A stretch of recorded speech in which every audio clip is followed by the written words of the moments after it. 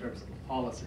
But we have a solicitation on the street right now that targets the metropolitan New York City area specifically under the main tier portion of the renewable portfolio standard.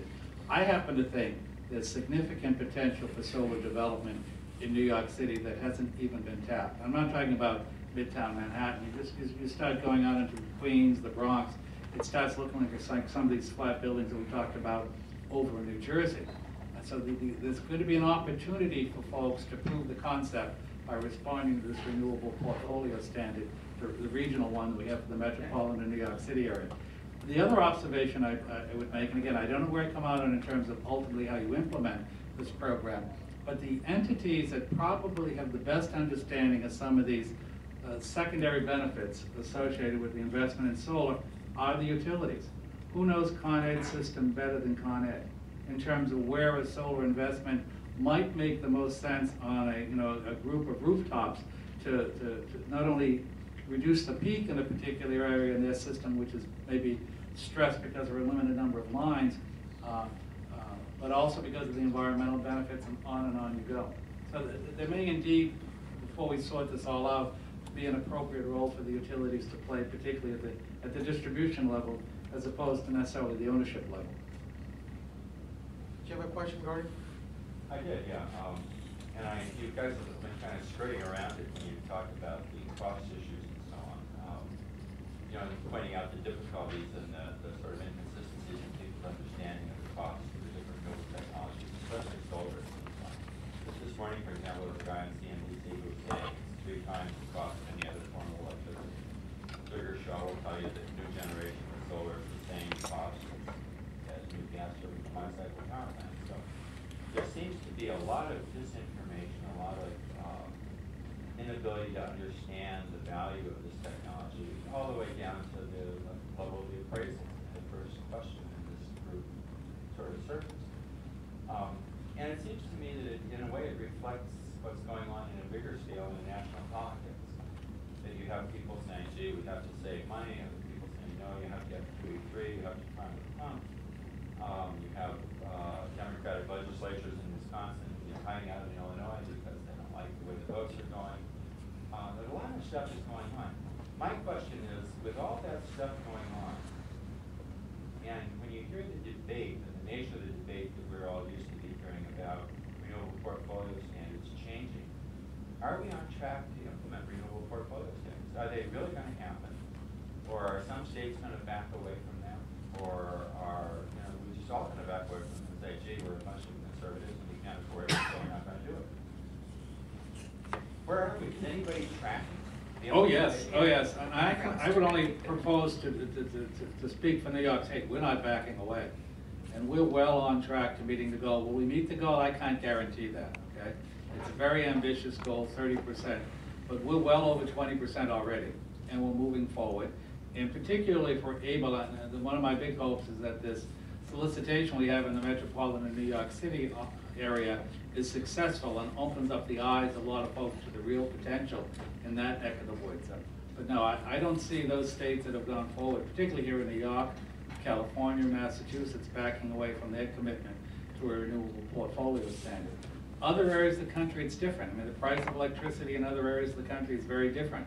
And that's some of the challenges in the Southeast and some areas in the Midwest, the Plain States, where you're having difficulty demonstrating to people that investment in energy efficiency, much less renewables, is cost effective. But here in New York, particularly if we can find ways of incorporating some of those other cost savings into some of this technology, there's no doubt to me that these are good, sound investments. Yeah, one of the things that isn't recognized, for example, is that some of the larger scale renewables like wind, the New York ISO that runs the power grid has testified before the legislature that for every 1,000 megawatts of wind on the system, it depresses the price of wholesale electricity by $300 million a year. I think that's a pretty compelling statistic. And when you start looking at comparing apples to apples, usually what you find when people say, oh, solar is just ridiculously expensive, well, what are you using for gas and oil prices? What are you starting out comparing them to? And you'll often find that, Well, it's not apples to apples, it's apples to oranges to tangerines. So, you know, there's a lot of disinformation that goes on, and certainly I think anybody in the solar industry will tell you that the costs are coming down dramatically too. Yeah, I mean, you know, there's this saying, you know, we Americans know the cost of everything and the value of nothing. And you know, we don't know what things cost. We say that oil and gas and nuclear in particular, you know, President Obama's budget has $36 billion in loan guarantees for building new nuclear power plants. I wish that we could get those kind of loan guarantees for our customers to install solar on their roof, you know. That's one layer. There's the nuclear waste issue. None of these things seem to get counted into our rates. They somehow get tucked into our taxes. And why the Tea Party's not complaining about this, I do not know. But the other part of the nuclear cost analysis is that, you know, when President Eisenhower wanted the Atoms for Peace program and they tried to put the first nuclear plant online, they couldn't do it because the insurance company wouldn't give them a certificate. And they had to go back and pass the Price-Anderson Act in 1957, which says that in the event of an accident, the insurance industry is only liable for the first few $1 billion, and then we get to cover the rest. These things are, you know, the level of dialogue about this is probably one of the most depressing things to be right now in our country. So again, it just boils back to, you know, keeping up the fight, keeping up the argument, and trying to get these facts in front of people so that we can have a more informed debate. Oh, you got me going.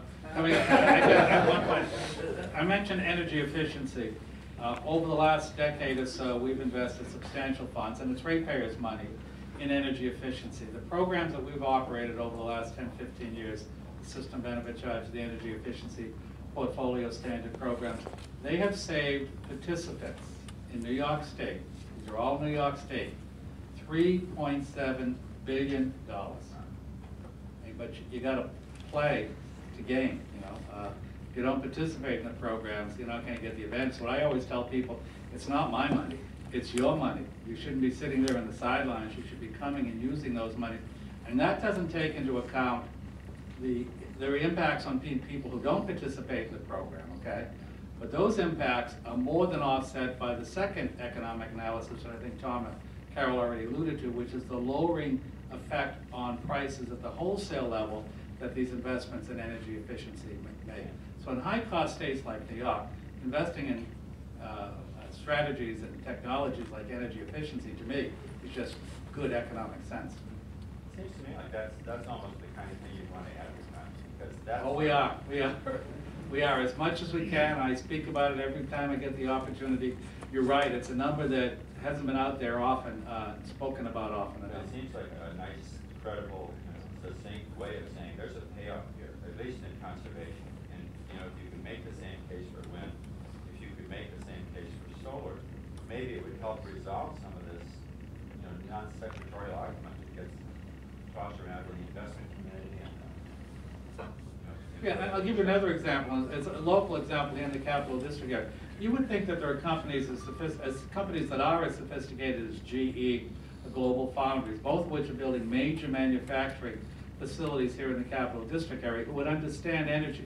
Right. Well, we run a program at NYSERDA, it's called our New Construction Program. We offer the services of expert contractors under contract to us. We'll sit down with our staff and the outside contractors with companies like Global Foundries and GE, but we'll also sit down with small companies as they're at the new construction stage and work with them on the design of their building and even their industrial process uses to find ways of reducing the cost of energy, which then gets translated automatically to the bottom line of doing business. Now, don't hold me to the number because I don't know it off the top of my head, but order of magnitude, working with companies like Global Foundries and GE, we were able to help them identify investments that could reduce their energy footprint, not speaking about their carbon footprint, by 25, 30, 40%. And these are very sophisticated corporations. So there's lots of potential out there.